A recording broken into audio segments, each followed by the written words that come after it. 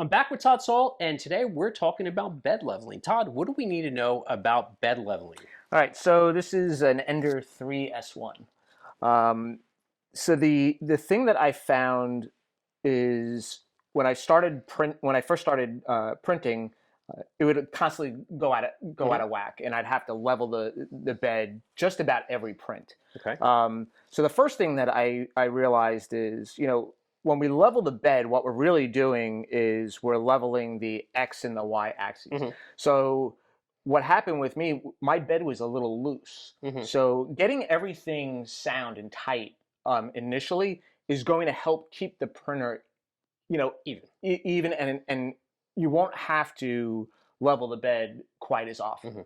Hmm. After I level my bed, I mean, I've been running. The last time I leveled this was over 2 months ago, Okay. and I'm printing numerous times a week for Hmm. many hours a day.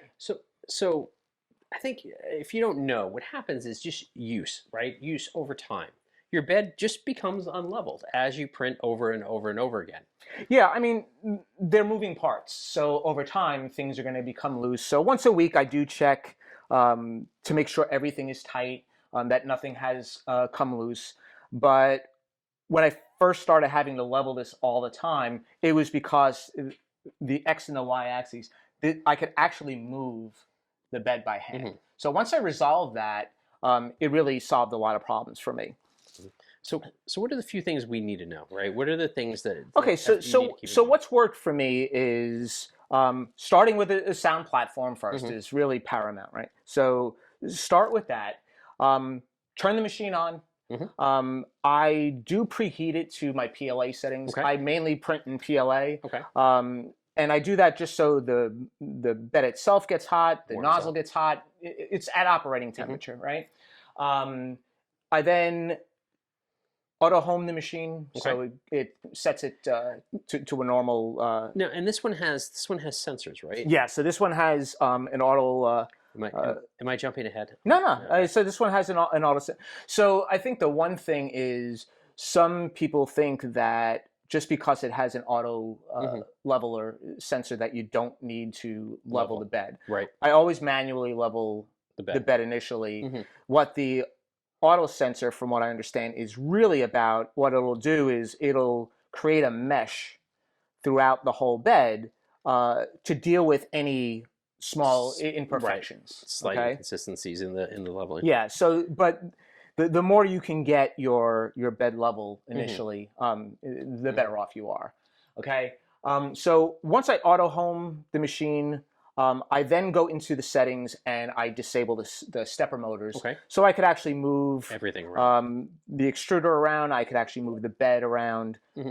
and things like that. So the first thing I do is these little wheels underneath the Hmm. bed will actually raise or lower The bed. the Yep. bed. What I do is I start with the springs fairly compressed. Okay. Um, this way, because if the springs are more compressed, Hmm. things are going to be tighter. Right. So I know a lot of people will actually change out the stock springs Okay. to like stiffer Okay. springs, and it makes sense, right? Right. So the Right. more stiffer the spring, The better. More. the less it's going to move over Hmm.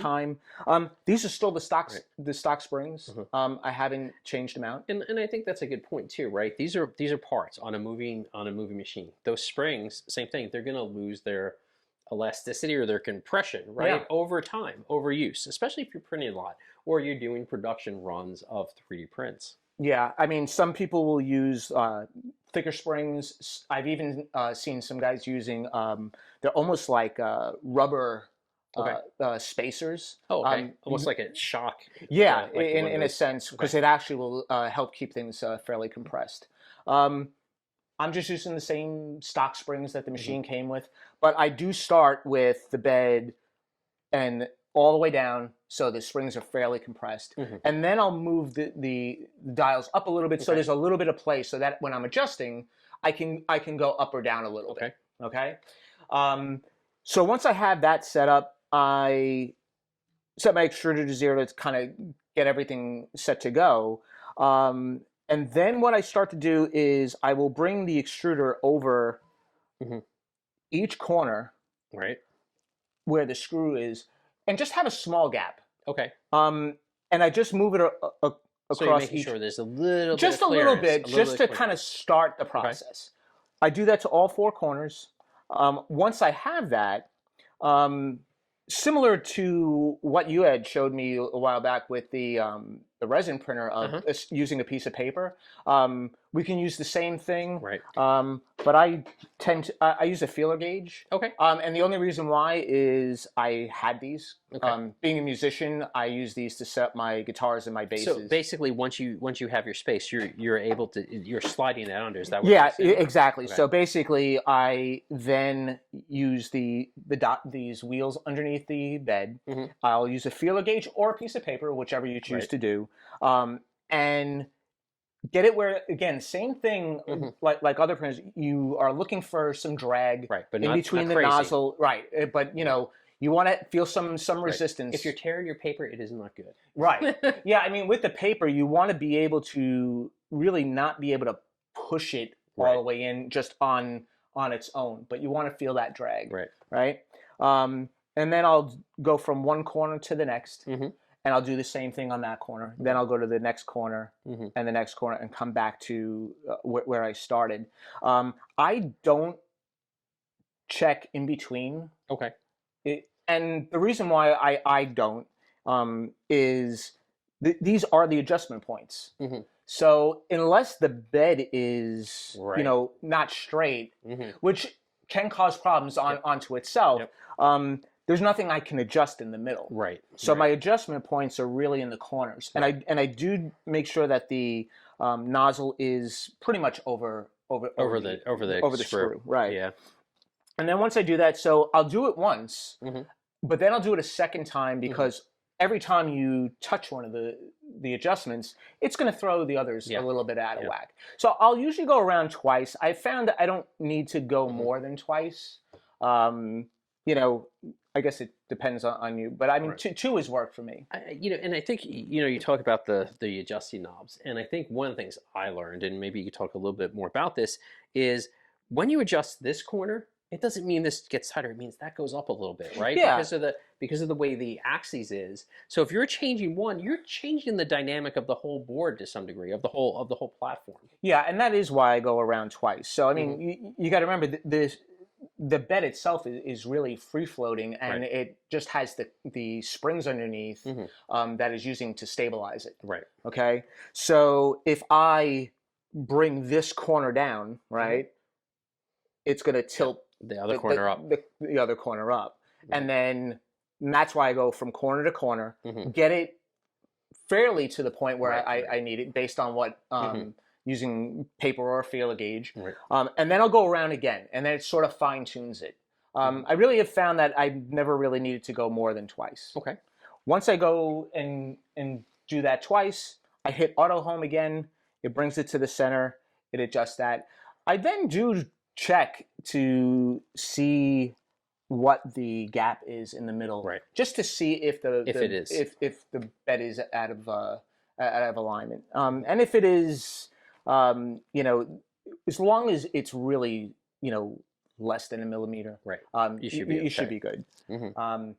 Once I auto home it, then I set the Z offset. Okay. Okay, so I bring it back in. I set the extruder height to 0, and then I use the same feeler gauge with the same measurement, and I go into the Z offset section in the settings, and I will do the same thing, same drag feel on the Right. feeler gauge till I get that height that I need to, and then once the Z offset is set, I auto home it again, and I get ready to print. Okay. And as I said, it's like, because I start off with the springs fairly compressed, it does help it not to move around enough. Right. Over time, yeah, it's going to just use even touching your printer, pulling prints off. Even though you have a plate, there's many things that could actually cause it to get a little off. Oh yeah, I mean, I would say I had 2 issues when I first started printing.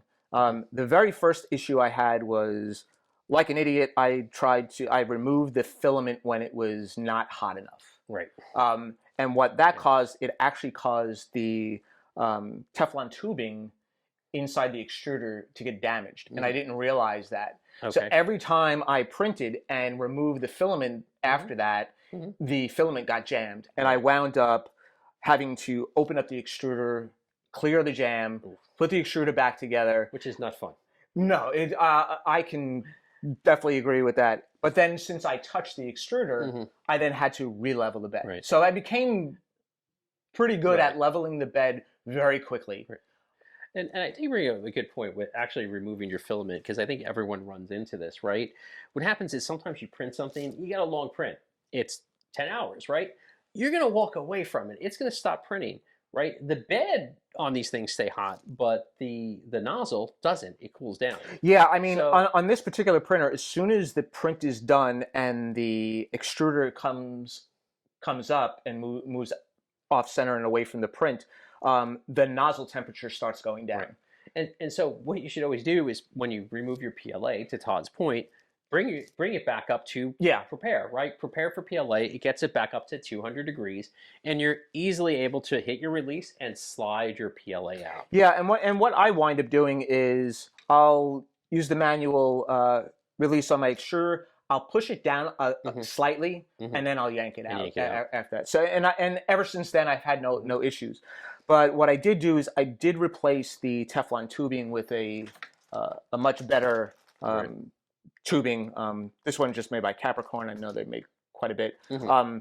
And ever since then I've had no issues with that. So that was the first thing on having to re-level it Hmm. all the time. The second thing was the looseness of the bed. I took this apart and made sure that the X and the Y Hmm. axes were nice and tight, but still can move around and make sure your belt Right. tensions are good.